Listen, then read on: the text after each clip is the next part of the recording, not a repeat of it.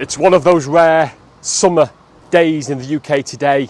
The sun is out, so what a better car to review this week than a two-seater open-top roadster. Specifically this BMW Z4, or in BMW speak, the E85. Welcome to another Fast and Fun video.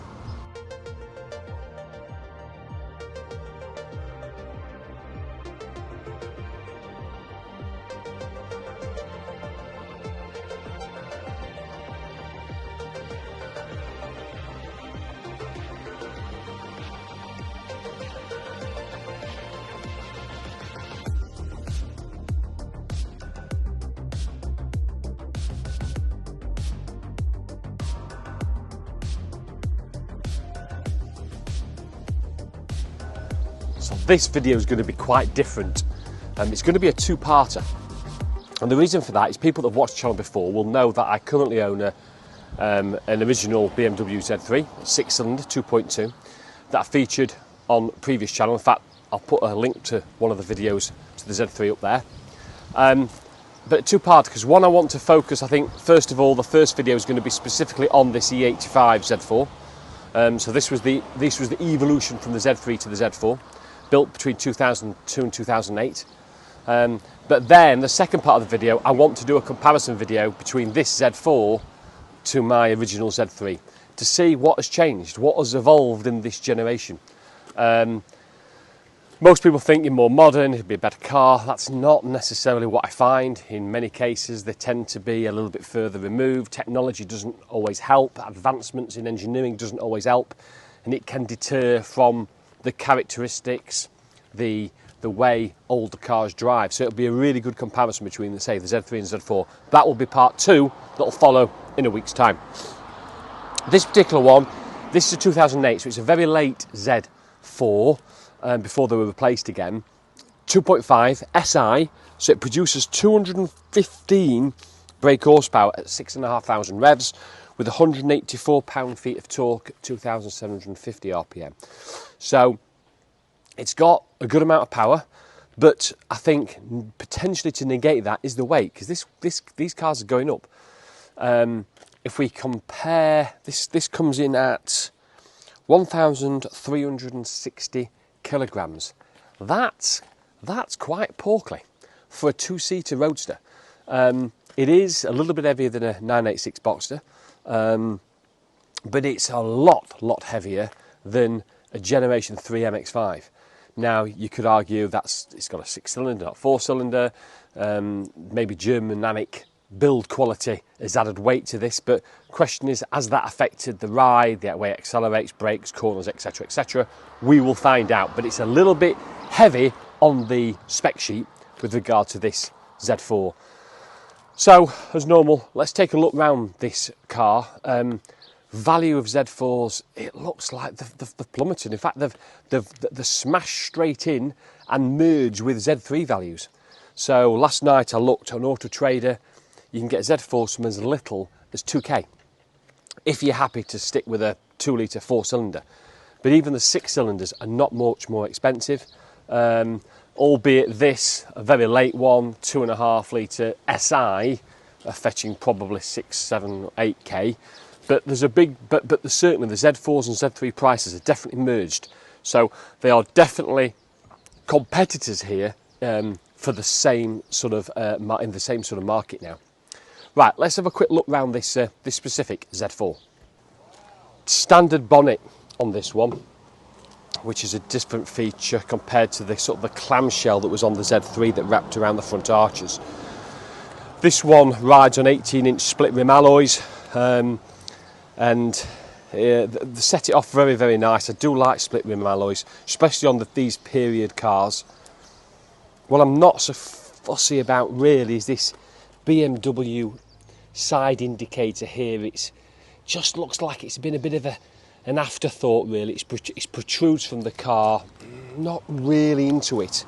But one of the nice features I think is this edge here that runs the full length of the car, so it goes along the front wing, across the door, through the door handle, then it it rises up here, going across the petrol flap. And what that does, if you look down the side of the car, it has a sort of it falls away. So it's like a leaning back stance, but rising up over those rear arches. So it gives it quite a nice bit of road presence from the side. And then obviously for me, what the Z4 was always renowned for is having that subtle rear spoiler, almost the ducktail rear spoiler on the boot there. How it's been pinched together to give you that attenuated high line at the rear of the car, with the integrated brake lighting as well. And I think probably one of the best views of the Z4 is actually this position here from the back. And the rear lights as well. Not until you get up close to the rear lights do you see how they are quite heavily recessed as well. So they're not flushed with the bodywork at all, but they're recessed all into the body shell itself.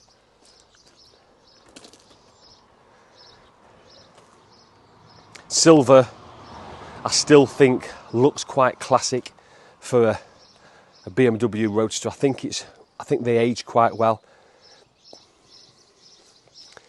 You've got the rollover looped hoops here that look better than they feel. They feel a little bit plasticky in truth. And then the inside of the Z4 is not very BMW-like at all. In fact, it's almost gone for a very minimalistic view. This car's done over 100,000 miles, about 105,000, and the leather seat, driver's seat's in great condition. Very little, some very loose wear on the car. Steering wheel, very thick, very chunky, but the inside's worn really, really well. Probably because of the way it's been finished. This is sort of, it's like scrubbed aluminium type of gear. Speedo and rev counter. Not sure how easy you can see, but they are not, again, they are recessed into two little individual pods, reminiscent of what Alfa did I had a 156 many years ago, similar to that. Advantage of this, the Z4 though, comes with a 6-speed manual as well, and also electronic powered hood. If we just have a look at the bonnet, or under the bonnet I should say,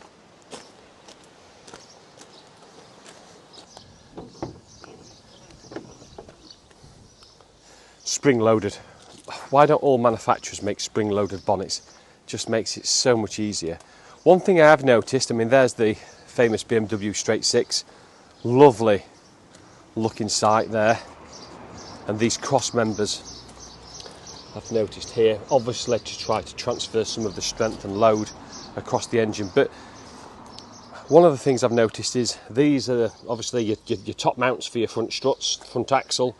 And the engine's actually is right across the front of that. So weight distribution, there's a lot of weight right over those front wheels. You'd have thought they may have pushed it further back, but obviously there were reasons why they didn't do that. So let's take this Z4 E85 out on some of my favourite roll roads to see how good this 2.5 SI is. Well, the first thing you notice when you sit in the Z4 is straight away I'm sat in the car, not on top of the car. So the drive position feels really, really good. I feel really low down. I've got the steering wheel, which I have to say is a really big, thick, chunky leather steering wheel. Perhaps too thick. I like them chunky, but this is, this is probably the thickest steering wheel I've ever seen on a car. The minimalistic look of the Z4, I kind of quite like. I think it's aged really well, considering some of the early Z4s now are approaching 20 years old. Those two sunken pods for your rev counter on the right and your speedo on the left. But I feel sat quite nicely in. In truth, if you're not going to enjoy a two-seater roadster in a day like today, then you never are. So let's start the throaty 6-cylinder up.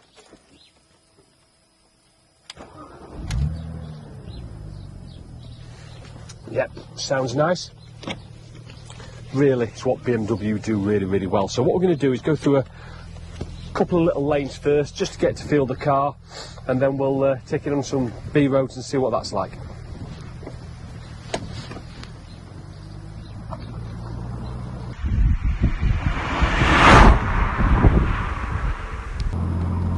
I love the noise of that throaty straight six-cylinder. It is a very BMW-esque type of sound. Really, really nice.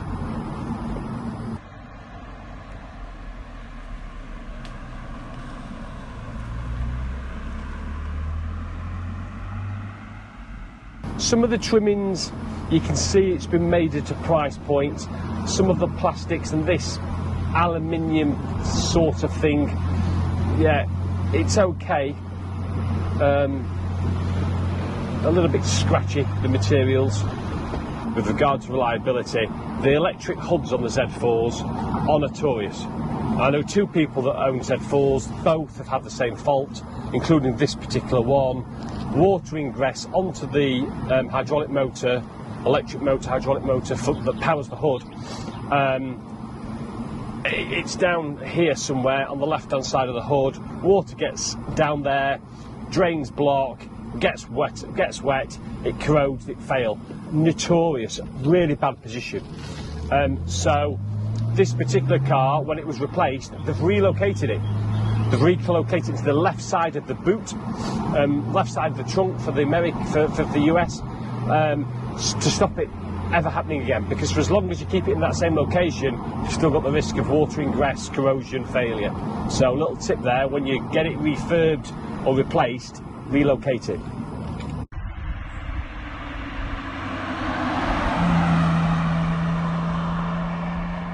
This bit of road here is actually really, really off-cambered, potholed, really coarse surface, and I have to say the Z4's riding the road really, really well. It doesn't fidget around, it's really quite stable. Yeah, it's actually, it rides really, really well. Just love that throaty inline six as well. It's one of those engines that you can actually abuse it, because you can rev it from 1500 revs, or you can rev it right out to 6,500, 7,000, and there's just a pull.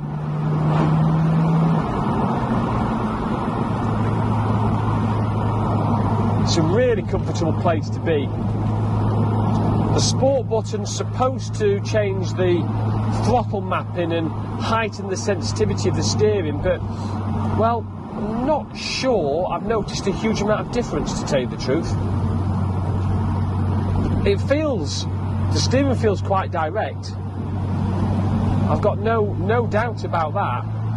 I'm not saying there's stacks of feedback, because there isn't really. You struggle to truly know what's going on. But considering this is running on 18s, it's yeah, rides the road though really, really well.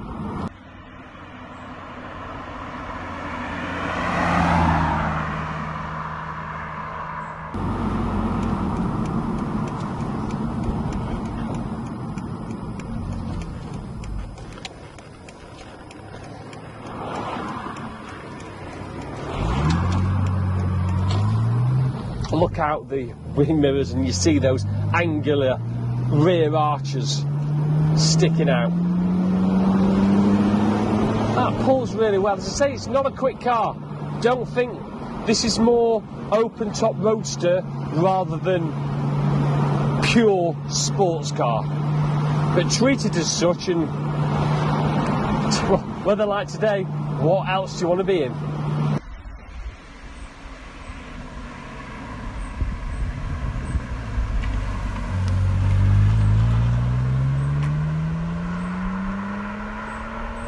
So what's my summary of the E85 Z4? Well, there's a few things that have disappointed me. The gearbox is middling. I wouldn't say it's the worst gearbox I've ever tried, but it's only average. And certainly if you want to start trying to push on, trying to do gear changes that little bit quicker, it sometimes just doesn't flow like you want it to. The build quality at times doesn't quite feel like it's BMW standards. The best one is the doors. Traditionally, when you shut a BMW door, it shuts with a thud. Here it's all a little bit tinny. And then the weight, 1360 kg. That's a lot of weight. It's a lot of weight for a two-seater roadster. And that sort of just blunts what is a good potent engine into, again, okay performance, but there's going to be hot hatches that stay with you. So performance is okay, but not as good as it could be. But then on things that I do like about the car, well, there's two gleaming things that I love. The engine, this 2.5 litre straight 6-cylinder. I just love BMW inline sixes. They sound different, they deliver just power that's so linear, it pulls from low in the revs and it just builds and builds. It is a peach of an engine. Unfortunately blunted in this car just with that little bit too much weight. The other, and by far the best for me, is value. 2k could get you into a Z4. Maybe only a 4-pot, but still 2k. Not much more though for the 6-cylinders, and if you certainly had a budget of 3 or 4k, that's going to get you into a decent Z4. And that, for me, is incredible value for money. Because this here is somewhere, the leather, the steering wheel, the driving position.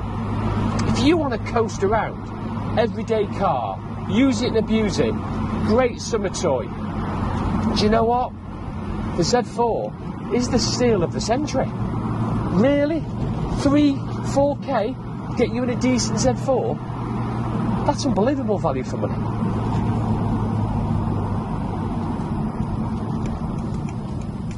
Hope you enjoyed the video.